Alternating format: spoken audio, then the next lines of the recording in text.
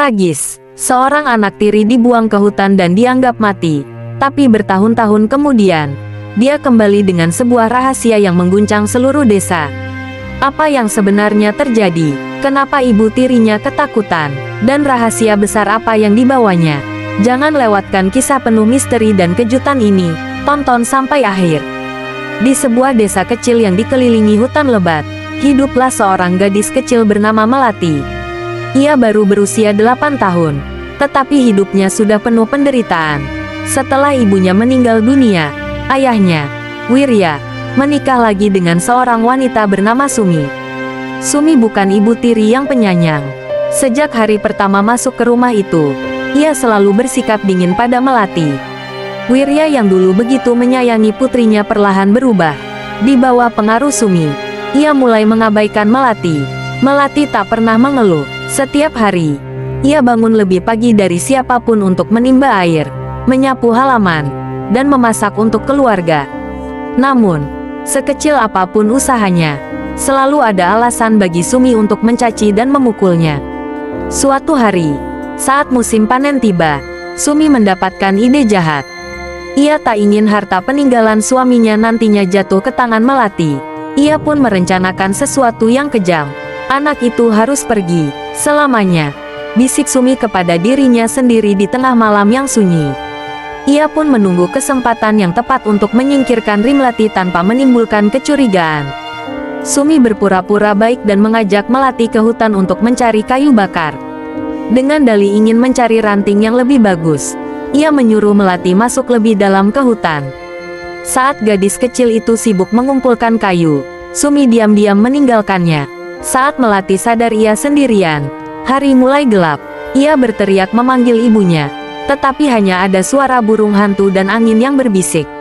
Ketakutan, ia berjalan tanpa arah, berharap bisa menemukan jalan pulang. Malam itu adalah malam paling menakutkan dalam hidup Melati. Ia merapatkan tubuhnya ke akar pohon besar untuk menghindari binatang buas.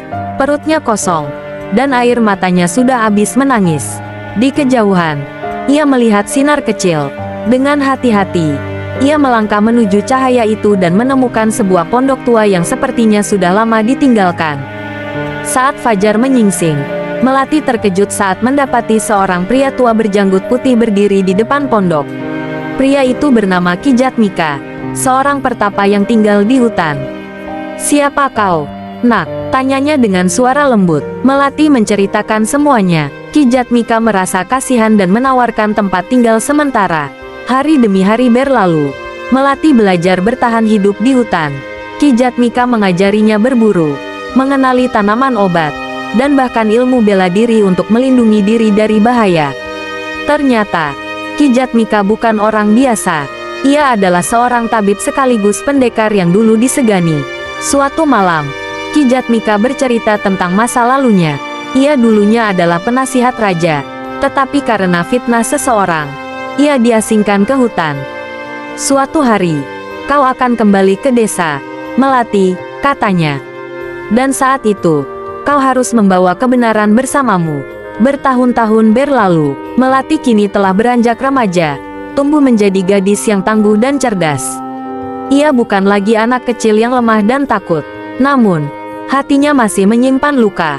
Ia ingin tahu apakah ayahnya mencari dirinya setelah ia hilang bertahun-tahun lalu. Suatu hari, Ki Jatmika memberi Melati izin untuk kembali ke desa. "Waktunya telah tiba," katanya. "Kau harus menghadapi masa lalumu." Dengan bekal yang cukup, Melati berjalan kembali ke desa tempat ia dulu tinggal. Saat tiba di desa, Melati menyamar sebagai orang asing. Ia mendapati bahwa ayahnya, Wirya, kini sakit-sakitan. Sementara itu, Sumi hidup dengan mewah, menguasai semua harta keluarga. Melati mendengar desas-desus bahwa ada sesuatu yang disembunyikan oleh Sumi selama ini. Melalui percakapan warga, Melati mengetahui bahwa setelah kepergiannya, Sumi mengatakan bahwa Melati mati dimakan binatang buas. Namun, ada satu orang yang mencurigai kebohongan ini, seorang pelayan tua bernama Mbosari. Dengan menyamar, Melati mendekati ayahnya yang kini terbaring sakit. Ketika ia melihatnya, ada air mata menggenang di matanya. "Pak, Kau mengenaliku, bisik Melati. Wirya menatapnya lama, lalu matanya membesar seolah mengingat sesuatu. Desa mulai gempar dengan kemunculan seorang gadis misterius yang mirip dengan Melati. Sumi mulai merasa ketakutan dan berusaha menyingkirkan siapapun yang menggali masa lalu. Ia bahkan menemui dukun untuk mencari cara mengusir hantu masa lalunya. Melati diam-diam menyusup ke rumah lamanya. Di kamar Sumi, ia menemukan sebuah surat tua yang membuktikan sesuatu yang mengejutkan. Sumi pernah meracuni ibunya. Malam itu, Melati menggenggam surat itu dengan tangan gemetar. Jadi selama ini, dia bukan hanya membuangku, tapi juga membunuh ibuku. Amarah berkobar di dadanya. Ia bersumpah akan mengungkap kebenaran. Di hadapan seluruh warga, Melati muncul tanpa penyamaran dan menuduh Sumi sebagai pembunuh. Warga terkejut, sementara Sumi berusaha menyangkal. Ini hanya kebohongan. Anak ini sudah mati bertahun-tahun lalu, bentak Sumi. Namun, Mbok Sari maju dan mengungkap apa yang ia ketahui selama ini. Wirya, yang mendengar semuanya, akhirnya sadar. Dengan sisa tenaga, ia menunjuk ke arah Sumi. Jadi, kau yang membunuh istriku. Suaranya gemetar. Sumi terdiam. Semua mata kini tertuju padanya.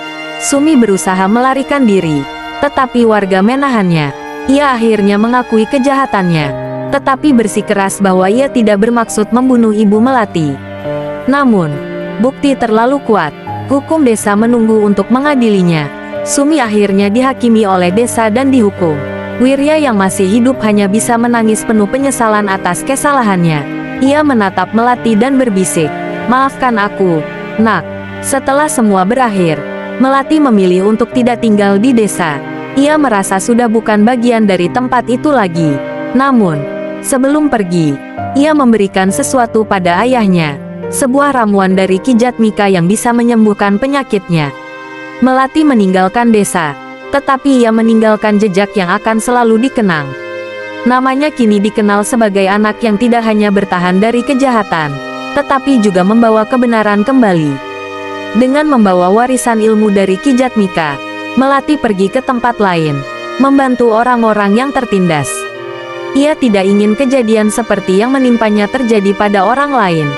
Tahun-tahun berlalu, dan kisah tentang gadis yang kembali dari hutan dengan rahasia besar menjadi legenda di desa itu. Sebagian orang percaya ia masih hidup, menjadi pelindung yang tak terlihat.